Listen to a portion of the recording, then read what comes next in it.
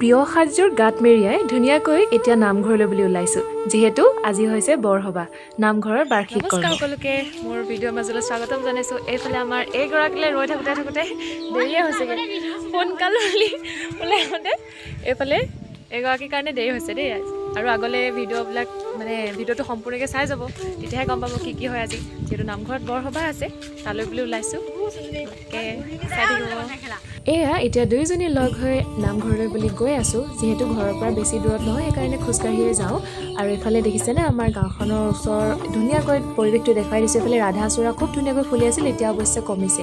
আৰু এতিয়া পালোহি নামঘৰ। আৰু এইফালে আমাৰ খুৰী বৰমা পেহী জেঠাই সকলোৱে লগ লাগি সকলোৱে নিজৰ নিজৰ কামত ব্যস্ত। আৰু এইফালে নবৌ আৰু সেইফালে এজনী নবৌ।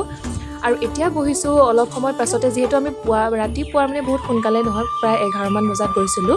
আৰু গৈ পায়ে এয়া সেৱা কৰিবলৈ সময় হ'ল। এইফালে সেৱা কৰি তাৰপিছতে এইফালে প্ৰসংগ কৰাৰ সময় হৈছে। প্ৰত্যেক বছৰৰ জেঠ মাহৰ এই বিশেষ দিনটোৰ কাৰণে আমি সকলোৱে বাট চাই থাকোঁ, কিমান যে যা যোগাৰ কৰোঁ। সকলোৱে নিজৰ নিজৰ মনৰ আশাবোৰ লৈ নামঘৰত একত্ৰিত হওঁ। সকলোৰে আমি নেদেখাজনৰ ওচৰত আশীৰ্বাদ বিচাৰোঁ যাতে আমি সকলোৰে মংগল হয়। সৰুৰে পৰা দেখি আহিছোঁ এই দিনটোতে যিহেতু ৰাতিলৈ এভাগ ভাওনা নাট প্ৰদৰ্শন কৰা হয়, কিন্তু তাতো এটা কথা আছিল যে আমি ভাওনাখন চোৱাতকৈও কিন্তু সেই যে গায়ন বায়নৰ সন্মুখত কোনে আগতীয়াকৈ ঢাৰি পাতিখন পাৰিবগৈ পাৰে তাৰ কাৰণেহে কিন্তু আমাৰ বেছি হেঁপাহ আছিল। আৰু সেইখিনি কৰিবলৈ নাপালে কেতিয়াবা কিন্তু কান্দিও গৈছিলোঁ। আৰু আটাইতকৈ দুখ লগা কথাটো আছিল যে আমাৰ এটা ডাঙৰ চিন্তা আছিল যে কিজানি মাহঁত সেই ঢাৰিখনত বহিবলৈ নাপাবহি নেকি। অৱশ্যে মাহঁতে নাপায়ে বাৰু, যিহেতু কামৰ মাজত ব্যস্ত হৈ থাকিবলগীয়া হয়, ভাওনা চাবলৈ চাবলগীয়াকৈ নাপায়। কিন্তু আমাৰ সেইটো চিন্তা এটা বহুত ডাঙৰ। সেইখিনি আচলতে এতিয়া নষ্টালজিয়া হৈ পৰিছে। এতিয়া যিহেতু সেই পৰিৱেশখিনিও নাই আৰু আগৰ দিনো নাই। বাৰু যি কি নহওক, আৰু এইফালে এতিয়া আমাৰ সকলোৱে সেৱা শুশ্ৰূষা কৰাত ব্যস্ত। এইফালে আমাৰ গুৰ কাটিছে এয়া মাহী বৰমা, আৰু এইফালে আমাৰ অকণবাই বুলি কওঁ আমি এওঁক, খুব ভাল জমাই থাকে, মানে চবকে হহুৱাই থাকে। আৰু তাৰ মাজতে এয়া হৈছে আমাৰ কলেজৰ অধ্যক্ষা মহোদয়া বাইদেউ বুলবুলি বাইদেউ।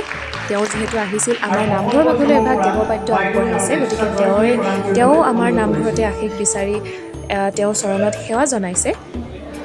আৰু এই যে কৈছোঁ অকণবাইৰ কথা, এওঁ য'তে থাকে কিন্তু সকলোৱে হাঁহি থাকিবলৈ পায়, আৰু য'ত নাথাকে ত'ত কিন্তু মনটো অলপ ভাল লাগি নাথাকে। বাৰু যি কি নহওক, এইফালে আমাৰ এতিয়া নাম প্ৰসংগ হোৱাৰ পিছতে এইফালে নাগাৰা নামত বহিছে। দিহানামৰ যিহেতু এটা পৰ্ব চলে এনেদৰে বৰসবাহত, আৰু আনফালে এয়া ভকত বৃন্দক এইফালে চাহ জলপান খোৱাত ব্যস্ত। সকলোৱে নিজৰ নিজৰ কামত ব্যস্ত। আৰু এইফালে মই অকণমান বহি লৈছোঁ, যিহেতু ময়ো অকণমান চাহ খাই লৈছোঁ।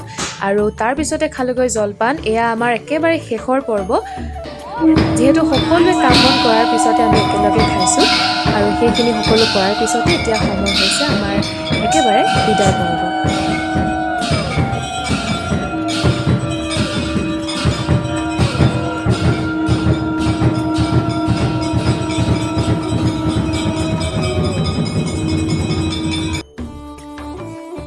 এইদৰে খোল তাল উৰুলি আৰু দবা শংখৰে সৈতে মংগলময় ধ্বনিৰে সৈতে ভকত বৃন্দক বিদায় দিয়াৰ পিছতে আমাৰ আকৌ নিজৰ নিজৰ কামত ব্যস্ত হ'ব লাগিব।